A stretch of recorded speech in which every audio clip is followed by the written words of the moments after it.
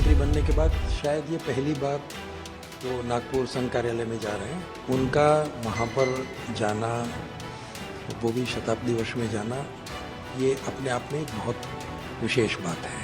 सरकार का जो काम है, एक वैभव संपन्न राष्ट्र बनाना, शक्तिशाली देश बनाना और 2047 में एक विकसित भारत बनाना, ये एक वास्तव में देखा जाए तो संघ के ही विचार का एक दृष्टि से एक उस बात को आगे ले जाने वाली बात है। इसीलिए मुझे लगता है कि एक बहुत महत्वपूर्ण बात है ये कहना कि संघ और भारतीय जनता पार्टी में बड़ा विरोध है, अंतर्द्वंद है, एक दूसरे के खिलाफ हैं, ये सब हास्यास्पद है। संघ और भारतीय जनता पार्टी के बीच में कोई मतभेद नहीं है, कोई मनभेद नहीं है। तो एक बहुत बड़ा महत्वपूर्ण विषय है। जैसे कि आपने सही कहा, प्रधानमंत्री बनने के बाद शायद ये पहली बार वो नागपुर संघ कार्यालय में जा रहे हैं।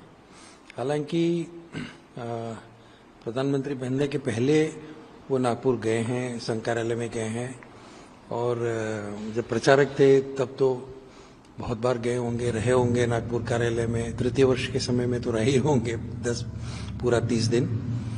तो ये अपने आप में एक बहुत बड़ा महत्वपूर्ण विषय है। दो बातें हैं इसमें। एक तो उनका वहाँ पर जाना, वो भी शताब्दी वर्ष में जाना, ये अपने आप में एक बहुत विशेष बात है। दूसरी बात, संघ का 100 वर्ष पूरा हो रहा है, तो संघ के अनेक कार्यक्रम होने वाले हैं और संघ के बारे में, संघ का भी एक देश के बारे में अनेक विषयों पर संघ के विचार हैं। इन सभी विचारों को एक प्रधानमंत्री के तौर पर आगे ले जाना, इसको एक राजनीतिक कार्यक्रम के अंतर्गत इन विषयों को आगे ले जाना, ये मोदी जी कर ही रहे हैं। तो संघ की प्रार्थना में हम कहते हैं परम वैभव नित्य में तत्व राष्ट्रम, इस राष्ट्र को हम परम वैभव तक ले जाएंगे। और आज अगर देखेंगे तो सरकार का जो काम है, एक वैभव संपन्न राष्ट्र बनाना, शक्तिशाली देश बनाना और 2047 में एक विकसित भारत बनाना, ये एक वास्तव में देखा जाए तो संघ के ही विचार का एक दृष्टि से एक उस बात को आगे ले जाने वाली बात है। इसीलिए मुझे लगता है कि एक बहुत महत्वपूर्ण बात है, बहुत अच्छी बात है। प्रधानमंत्री संघ कार्यालय में जा रहे हैं, नागपुर जा रहे हैं, जहां से संघ की शुरुआत 1925 में शुरू हुई थी। अब विजयदशमी के दिन बहुत बड़ा कार्यक्रम होगा, उसके जो चर्चाएं भी हो सकती हैं। इसीलिए अपने आप में बहुत बड़ा विषय है कि बीते कुछ सालों में ऐसा माहौल जो है बनाया गया, चाहे विपक्ष की तरफ से हो, चाहे अन्य कुछ संस्थाओं की तरफ से हो, कि भाजपा और संघ के बीच में जो है सब कुछ ठीक नहीं चल रहा है। संघ और भाजपा एक दूसरे के खिलाफ है। अब तक प्रधानमंत्री मोदी जब शाखा पर पहुंचेंगे, वहां उनका दौरा होगा, तो इन सारी चीजों पर लगाम भी लग जाएगी। देखिए, लोग संघ और भाजपा को लेकर बहुत बातें करेंगे, पहले भी करते थे। और एक दृष्टि से देखा जाए तो भाजपा की शुरुआत कैसे हुई, 1980 के दशक में इमरजेंसी के बाद जनता पार्टी बनी, जनता पार्टी की सरकार बनी, सरकार 1.5 साल में गिर गई, फिर श्रीमती इंदिरा गांधी प्रधानमंत्री बन गई। तब जाकर संघ के स्वयंसेवक जो जनता पार्टी में थे, उनको लेकर द्विसदस्यतावाद, ड्यूअल मेंबरशिप, ये ऐसा एक विषय शुरू हुआ जनता पार्टी में।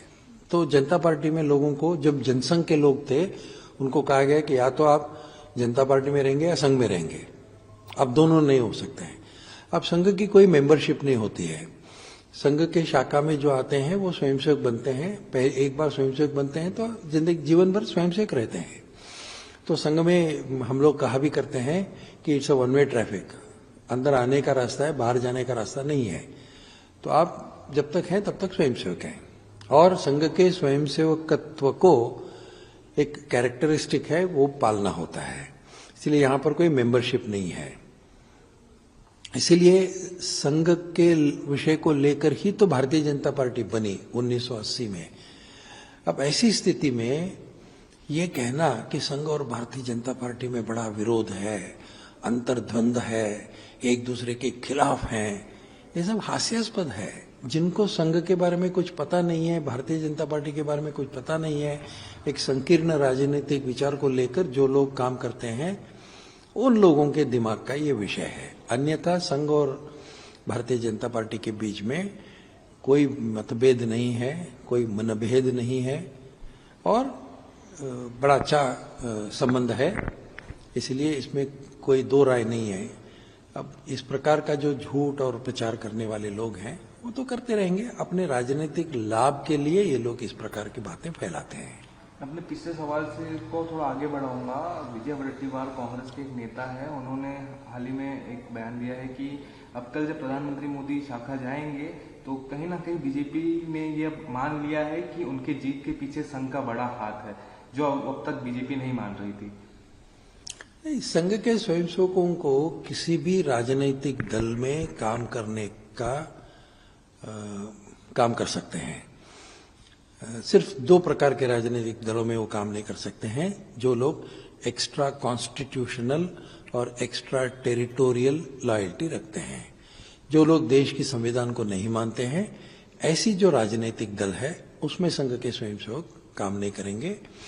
और जो देश के बाहर अपना निष्ठा प्रकट करते हैं, एक्स्ट्रा टेरिटोरियल लॉयल्टी, जो लोग कहते हैं कि चीन का चेयरमैन हमारा चेयरमैन, इस प्रकार की भाषा बोलने वाले जो लोग हैं, उन राजनीतिक दलों से संघ का कोई संबंध नहीं है। हालांकि आपको शायद पता ही होगा कि कांग्रेस में संघ के आरएसएस के स्वयंसेवक काफी हैं। एक समय था जब गुजरात के मुख्यमंत्री जो थे शंकर सिंह वाघेला संघ के स्वयंसेवक हैं, तृतीय वर्ष शिक्षित हैं। तो क्या संघ के लोग अन्य दलों में नहीं है, कांग्रेस में नहीं है? कांग्रेस में बहुत लोग हैं। और जितने बीजेपी में नेता हैं, जितने बीजेपी के सदस्य हैं, वो सब सारे क्या संघ के हैं, आरएसएस के हैं? नहीं है, बाहर के भी लोग हैं। इसीलिए ये कहना कि केवल संघ के कारण भारतीय जनता पार्टी की जीत हुई, ये गलत है। और संघ के बिना भारतीय जनता पार्टी की जीत हो सकती है, ऐसा कहना भी गलत है। संघ एक संस्था है, संघ के स्वयंसेवक काम करते हैं। संघ के स्वयंसेवक ऐसे दल का काम करेंगे जिस दल में उनका स्वागत है, जो उन पर भौंकते हैं, जो उनको काटने को दौड़ते हैं, जो उनके सिर पर लाठी बरसाते हैं। क्या ऐसे स्थान पर संघ के स्वयंसेवक जाएंगे? क्यों जाएंगे? इसीलिए संघ के स्वयंसेवक देश के लिए काम करने वाले देशभक्त लोगों का जो संगठन है उसमें काम करेंगे। आज की स्थिति में भारतीय जनता पार्टी ही एक ऐसा दल है जिसमें संघ के स्वयंसेवकों के लिए स्वागत है, इसलिए वो करते हैं।